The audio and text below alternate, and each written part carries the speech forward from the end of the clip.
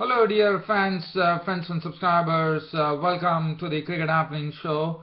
In this Cricket Happening Show, well, I'm going to talk about yesterday's match that happened between Ireland and West Indies, and I would say this was the first upset of this ICC Cricket World Cup 2015 when Ireland put up a great show of batting, a great display of batting skills there against the West Indies on a very good pitch to bat on, and Ireland won the match by 4 wickets to actually win the match against the West Indies. And as I said, this is the first major upset of the tournament where West Indies apple cart was upset by Ireland. Even though West Indies made a pretty huge score, even they were reduced to nothing at one stage with half the side into the pavilion at 87 for 5.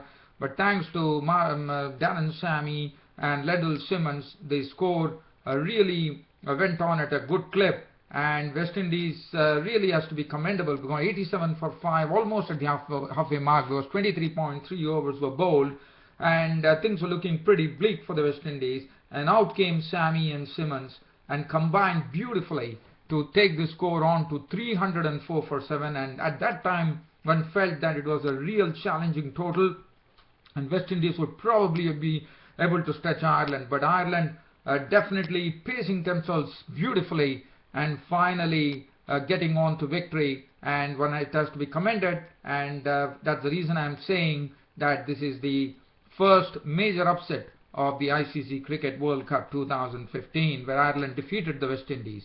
Well, let's have a look at what really happened there. The match was played at the Saxton Oval in Nelson. Now, Nelson is a very small town there, which has a population of only 45,000, and there were the capacity of the ground was 6,000, and Ireland were the ones who won the toss. Ireland had some good support, I thought. The men in green, there were a lot of support for them, a lot of Irish supporters assembling at Saxton Oval in Nelson to support their team, and Ireland were the ones who won the toss. And one was a bit surprised by the option that was taken by William Porterfield, the Irish captain, as he inserted the West Indies in.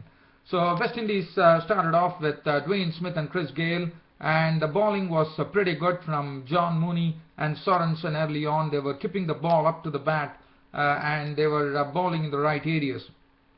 Dwayne Smith and Gayle, well, they had a good watch for 2 or 3 overs, and then finally the Stokes started coming up with Smith hitting some 4s, Gayle hitting a 6 and also some boundaries, and when the score reached 30, in fact the Irish bowler, it was not Mooney or Sorensen, but it was Kevin O'Brien who was brought on as first change, who drew first blood for Ireland by picking up the wicket of Dwayne Smith, as Dwayne Smith tried to clatter Kevin O'Brien over the fence, and it ended up in a catch in the deep where John Mooney held it, and Dwayne Smith was out for 18 of 24 balls with 3 fours. It made the score 30 for 1. In walked in Darren Bravo, and Darren Bravo was along with Chris Gayle. At that time Chris Gayle was really sedate. I mean, he was playing in a more sedate manner. Probably the role was for him to really stay at the wicket and then probably explode. But Darren Bravo came in, and immediately there was a real misunderstanding, in the sense Darren Bravo was the one to blame, because when Gayle had actually called him for a run, it was the duty of Darren Bravo to respond, but Darren Bravo probably was doing some, I suppose, some ball watching, and that resulted in a dismissal, as Darren Bravo, even without facing a single delivery, was running to the striker's end, but he was too late for that, as Andy McBride, the right-arm spinner, threw down the stumps, and Darren Bravo was a goner for naught, which made the score 31 for 2. In walked in Marlon Samuels to join Chris Gayle, and that was a bit of pressure building on the West Indies with 2 wickets down for 31 runs, and Andy McBride, the right-arm spinner, was introduced into the attack. And Andy McBride, let me tell you, just seeing Andy McBride for the first time, well, what I see as of Andy McBride, he's a wonderful bowler. In fact, the Ireland actually left off Alex Cusack, who is much experienced, and also one more player, and they brought in McBride, and McBride definitely responded well.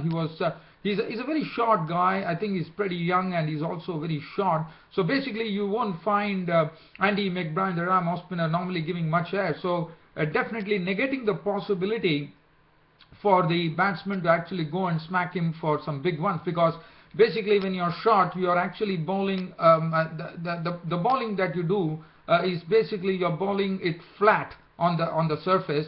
And as I said, so it was not easy for the West Indians. In fact, one knows that West Indies were in real strife there at 31 for 2, but probably one would have thought that Chris Gayle and Marlon Samuels could really saw to it that they could actually attack McBride. Yes, I understand that the situation was not really ripe for that at that particular juncture, but well, I thought Andy McBride bowled superbly.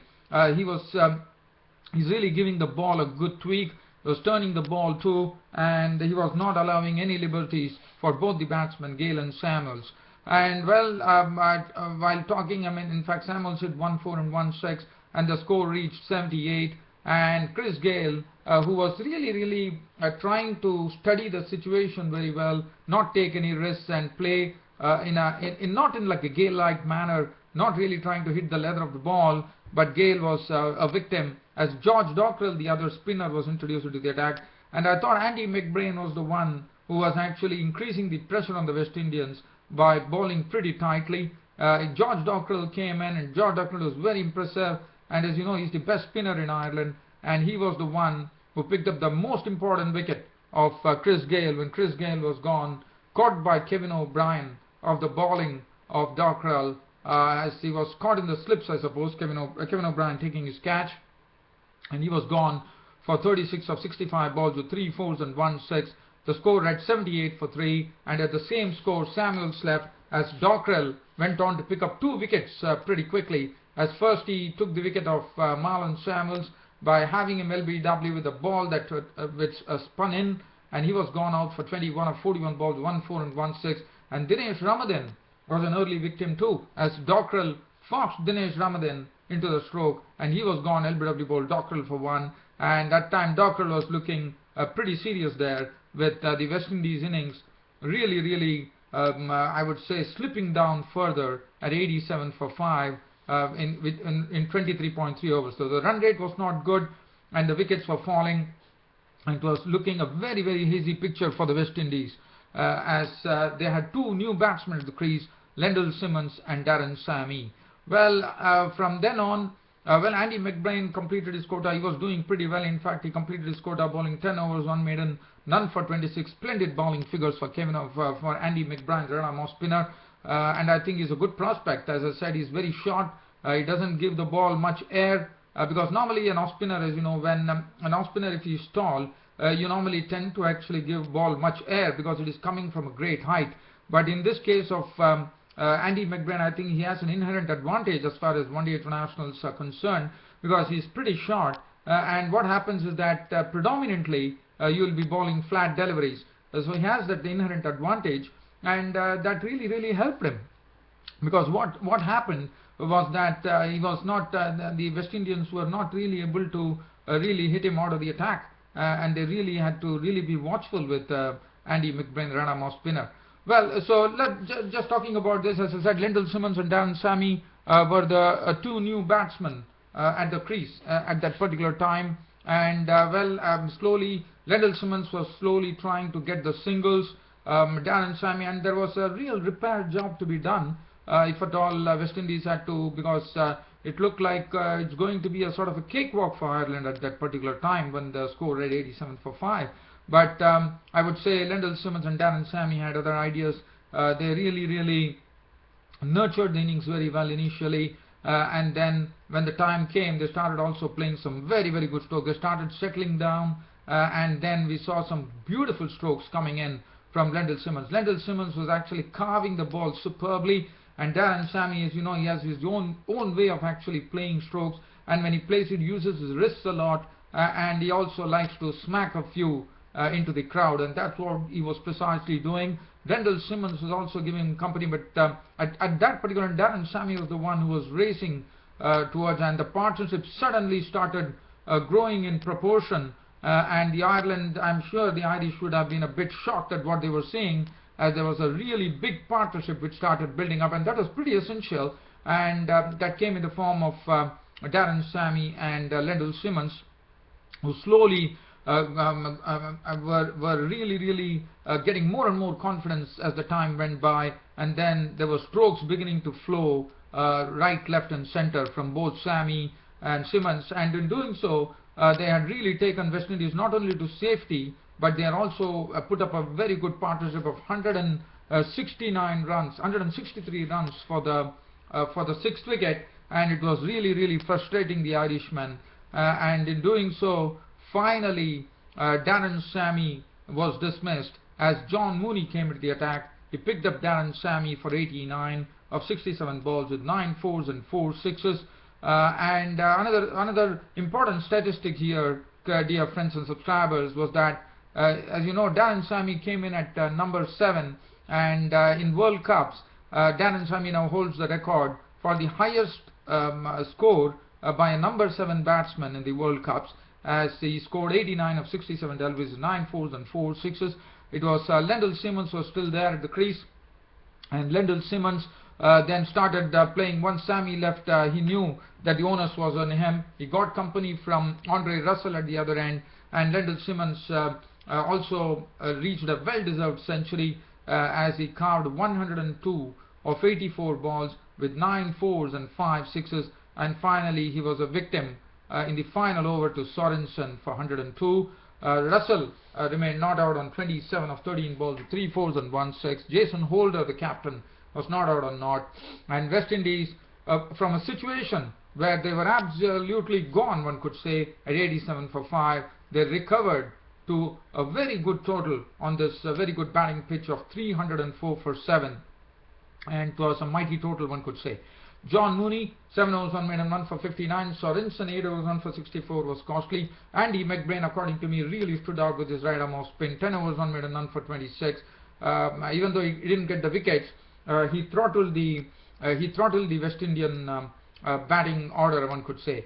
Kevin O'Brien, 9 overs, 1 for 71. Dockrell was impressive, 3 for 50, and Stirling bowled 6 overs, none for 33. Now it was a test for Ireland. It was a big score because West Indies had done well to reach 304 for 7 in the 50 overs, and now it's the turn of Ireland to actually give it a chase. We saw William Porterfield, the captain, and Peter Stirling opening the innings. Well, William Porterfield and Peter Stirling went off. They did it in good fashion. By Jason Holder, I thought, was bowling well at the top along with his partner Kemar Roche, but Kemar Roche was a bit too short, and he was taken for 26 runs of his first 3 overs. And Peter Stirling, as you know, what a precocious talent he is. He started playing strokes with real majesty, one could say, and at the other end, William Porterfield was a bit sedate, allowing Peter Stirling to do all the scoring, and the score had reached 71, and that was the time Ireland had put up a good partnership. They were pacing themselves very well. They needed a run rate of almost 6.08 runs per over, but if you look at the scorecard, they were doing a pretty decent job there of trying to keep up with the pace, keep up with the run rate there. And then finally the first wicket went as Chris Gayle, introduced into the attack, immediately struck in his first over, as Wayne Porterfield, trying to cut a delivery from Gayle, cut it into the hands of Dinesh Ramadan. He was gone for 23 of 43 balls with 1 4 and 1 6. In walked in Ed Joyce to join Peter Stirling. Well, Ed Joyce, as you know, is normally not a very aggressive batsman. He likes to take his time at the crease, but yesterday, probably looking at the score, and they wanted to keep up in pace with the run rate, we saw Ed Joyce really played some very good strokes, his orthodox strokes that he plays. On the other end, Peter Stirling was also looking very good with his stroke making, and both had suddenly started, they had changed gears, and we saw some very good strokes coming in from both Joyce and Stirling, and especially at Joyce. I was a bit surprised that he normally bides his time at the crease, but today he was not the anchor man. But on the other hand, he was an aggressor, one could say, the way he played, and probably he has a change of approach in this World Cup. One has to wait and see. And Ed Joyce and Peter Stirling slowly took on the score, and they had really done some very good work to push the score on to 177 from 71 for 1. So that made it a 106-run partnership. And then finally, when Stirling was looking good for a century, having done all the hard work, Marlon Samuels picked up his wicket when he was caught behind for 92 of 84 balls with 9 fours and 3 sixes. And that was the time, 177 for 2, but still a lot of work to do for Ireland. They couldn't really relax at 177 for 2, and in walked in Niall O'Brien. Now Niall O'Brien, the brother of Kevin O'Brien, probably one has only really heard about Kevin O'Brien a lot because, as you know, he holds the fastest century in World Cups, as you would all remember.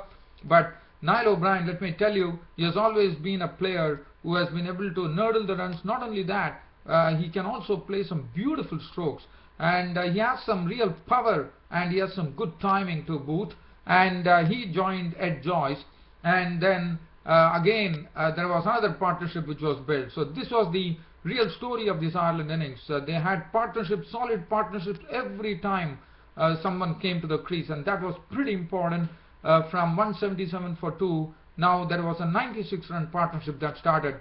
And Ed Joyce, well, he was definitely, once Niall O'Brien came, I thought Ed Joyce got a bit circumspect, but we saw Niall O'Brien taking this West Indies attack really by the scruff of the neck, as he was really scoring at absolute, at his own will, as he was not afraid to really give the ball a real thump by hitting it over the top, driving well, playing some good shots, and the West Indies bowlers were really at a loss as to know how to bowl to Niall O'Brien, because Niall O'Brien was looking pretty good.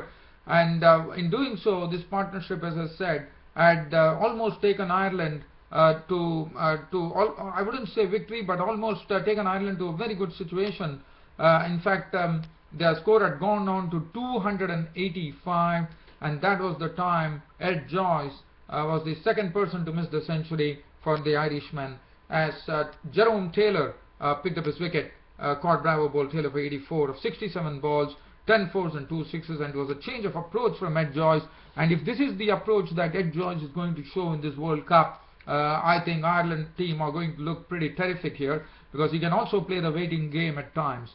And after that, Niall O'Brien was at the crease, and suddenly from 285 for 4, it was just a matter of formality, 19 runs required, but Ireland suddenly started losing wickets, and the West Indies started coming in, because what happened was Niall O'Brien was at the crease, so that was the good thing for Ireland. Suddenly Andy Balbini was consumed by Taylor, caught by Bravo for 9 of 9 balls with 2 fours, and Gary Wilson was sent back to the pavilion by Jerome Taylor. Caught Gale bowled Taylor for 1, and when the brother of Niall O'Brien, Kevin O'Brien, arrived, they would have thought that Ireland would be wrap it up, but unfortunately the brothers had a misunderstanding, and Kevin O'Brien was run out from a Smith-Roche combination for naught. And that was the time West Indies might have thought that now they might be probably trying to do something about it. But John Mooney came in. As you know, John Mooney is also a very good player. He's a good all-rounder. He smacked the boundary. He remained not out on 6 of 5 balls with 1 4. But the person who was there to pilot Ireland to victory was Niall O'Brien, with a wonderful innings of an unbeaten 79, studded with boundaries, one could say. He made 79 of just 60 deliveries, 11 beautiful boundaries hit by Niall O'Brien, and Ireland had caused the first major upset of the ICC Cricket World Cup 2015 by consuming the West Indians by actually beating them, by defeating them by 4 wickets. So a wonderful performance. And also one word for Peter Stirling. Peter Stirling once was hit by a Jerome Taylor bouncer on the helmet. But Peter Stirling showed a lot of pluck there, because I think the very next delivery on the same over, he went on to hit Jerome Taylor for a 6. So that really shows that Peter Stirling has a lot of bravado there in him there. So 307 for Ireland, causing the first major upset of ICC Cricket World Cup 2015, and congratulations to Ireland. Now Ireland has done this time and again. Every World Cup we see, one or the other team actually loses. Once they hit Pakistan hard sometimes, and they touched England once. They in fact won against England, if I'm not wrong, and now they have hit the West Indians hard here. So let's have a look at the bowling figures as the West Indians were concerned. Jason Holder, 9 overs, 1 minute, none for 44. I thought he bowled well. He has some good height, and but again, it was all about really controlling the Ireland innings, and that was not possible at all because the Irish batsmen were absolutely equal to the task, and they saw to it that their team would actually win this match. Kemar Roach, 6 overs for 52. That was not good at all. Now Kemar Roach, as you know, is the strike bowler for the West Indians, and he going for 52 runs is not good going at all. Jerome Taylor, even though he gave away runs, he picked up 3 wickets for 71. He caused that sort of a real stir in the Ireland innings towards the final stages. Andrew Russell, 6 overs, none for 33. Chris Gale, 8 overs, 1 for 41. Sammy bowled 3 overs for 25. Marlon Samuels, 4 overs, 1 for 25. And Lendl Simmons bowled 1 over for 12 runs. And Peter Stirling, for his wonderful knock of 92 runs, was named player of the match.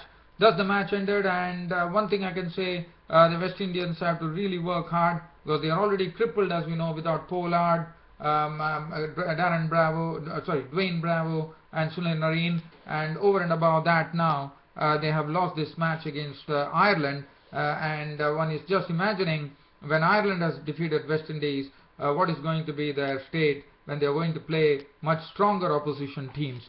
Well, time will tell the story, but West Indies have to really gear up in their remaining matches now. So today there is one more match which is coming up in the ICC Cricket World Cup 2015. The match is going to be between the co-host New Zealand, and they are taking on their second match. They already won the first match against Sri Lanka, as you would remember. Today they take on Scotland. Now Scotland, as you know, have done very well in the warm-ups. They beat Ireland by actually chasing a huge score. They also, I reckon they also gave a tough fight to one team. I don't remember now, but Scotland had a very good warm-up session. Yes, they defeated Bangladesh. Scotland defeated Bangladesh, if I'm not wrong. So they are looking, and as I told you, Scotland are looking absolutely hungry this time in this World Cup. And I think this World Cup is really developing because we see Ireland doing well, Scotland have been doing well. Zimbabwe had already upset the apple cart of Sri Lankans in the warm-ups, and they also did pretty well against South Africa. And AB de Villiers, as I said, they could upset a few apple carts. And I think this Cricket World Cup is looking absolutely geared up. There's a lot of healthy competition, and that's really good to know. So I think we are going to have some exciting fare coming up. But keep an eye on today when New Zealand take on Scotland at Dunedin, and well, as usual, you'll be seeing me reporting on this particular match tomorrow. Well, dear fans, friends, subscribers, that really wraps up my Cricket Happening show for today on this ICC Cricket World Cup 2015. I'll be seeing you tomorrow. Until then, it's goodbye. Thank you.